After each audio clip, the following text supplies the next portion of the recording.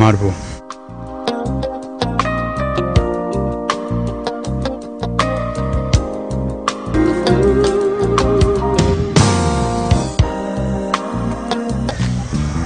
আচ্ছা তমাল ভাই, আজি সম্পর্কে এত গল্প শুনলেন, এত কিছু কইলেন, বাইরেই খালি ঘুরে গেছেন, দেখালেন না তো। তোমাদের সমস্যা কি জানো? তোমাদের ধৈর্য নাই। তোমার আগে আমি আশপাশের পরিবেশটা বুঝিয়ে গেছি। আজ যে তোমার কয়েকদিন পরে নিয়ে যাবো, পরিবেশটা আগে বুঝো, ঠিক আছে? শোনো, তোমার একটা মজার একজন মানুষের সঙ্গে পরিচয় করে দিই। শোনো, তোমার যেটা কাজ হবে, তুমি ভিলেনের মতো ওই চেহারা, ওই ব্যাপারটা নিয়ে রাখবা, ঠিক আছে? আর কথাবার্তা যা বলো আমি বলতেছি, ঠিক আছে? ওই পার্টটা যেন থাকে। আসো আসো আসো। বন ভাই, সরি, একটু হাত মিলান। সরি, আপনাকে বলতে হবে আমি কেমন আছি, আর আমি ইন্টারেস্ট না আপনার সাথে হ্যান্ডশেক করার। আপনি একটা স্টুপিড লোক, হ্যাঁ? আপনার কোনো ক্যারেক্টার নাই, ফালতু একটা লোক আপনি। আচ্ছা শোনেন, ওই গজেন্দার ওই ঘটনার কারণে আপনি আমার রাগ করে আসবেন। এটা তো রাগ করার মতো বড় কোনো বিষয় না।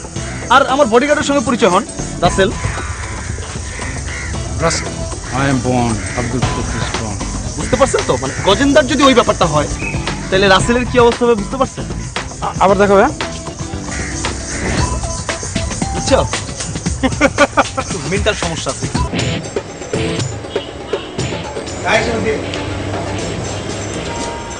দাঁড়াও। আমার কথা আছে তোমার সাথে। আমি এখানে কোনো সিনক্রেট করতে চাইছি না। তুমি কি করবে আজকে? আমি সিনক্রেট করবো। চলো চলো তুমি। একদম বাড়াবাড়ি করো। একদম কথা কম বলছি না।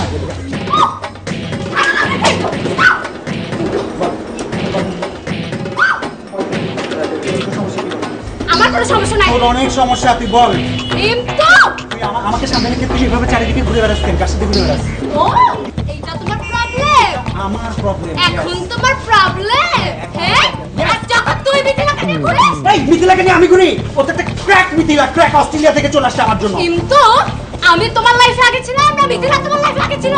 অবশ্যই তুই আগে আসছস। কিন্তু আবারও মিথ্যা বলতেছিস তুই। শ্রীমন্তী প্লিজ। তুমি মনে করছো তুমি যা খুশি নষ্টামি করে বেড়াবা আর শ্রীমন্তী সব মেনে নিয়ে তোমাকে মেনে নেবে না? এই চাপ। তুই একটা সিক, মেন্টালি সিক। তুই আমার ভালোবাসা কোনোদিন বুঝবি না। তুই আমার ভালোবাসা কোনোদিন বুঝবি না। You just deserve this. You just deserve nothing but this.